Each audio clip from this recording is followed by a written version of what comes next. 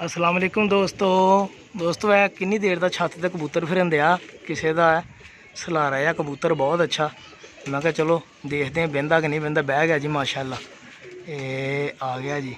है देखो ये किसी का वारा कबूतर ए लो पिजन कॉर्नर चैनल सबसक्राइब करो तो शौक करो। इनू हम फड़ते हैं तो दोस्तों शौक करवाने की पोजीशन है कबूतर की। मेरे नाल रहो मेहरबानी दोस्तों। संधूरी पलकों वाला यह देखो संधूरी पलकों वाला घमगर कबूतर ये किसी का जोड़े वाला निकल के आया वा। यह देखो बहुत ही अच्छा कबूतर ब्रीडर कबूतर है जनाब।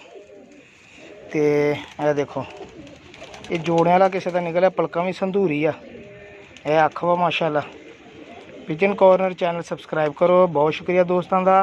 कबूतर का तुहानू छड्ड के शौक कराना जनाब। यदा पल्ला भी देखो यह देखो बिल्कुल नवा लिया सा रंग भी लाया वा। तो किसी ने उड़ाउण लई छड्डिया होगा। वड्डा कबूतर आ पहले दिन ही किते गरीब उड़िया लगदा। यह देखो यदा फर्क हुंदा पहले दिन ही उड़िया वा कबूतर बौंतल के ना किते बह गया। यह कबूतर है दोस्तों तुहानू हुण छड्ड के शौक करा। घमगर कबूतर है जी संधूरी पलकों वाला माशाल्लाह। यह देखो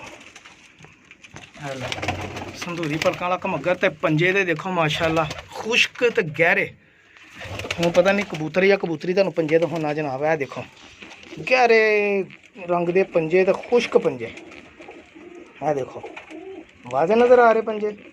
कड़ी भी ये पाई है माशाल्लाह। बहुत ही अच्छा कबूतर है या किसी अच्छी छत का कबूतर लगता जी माशाल्लाह। शौक करो दोस्तों। तो मेरा पिजन कॉर्नर चैनल सबसक्राइब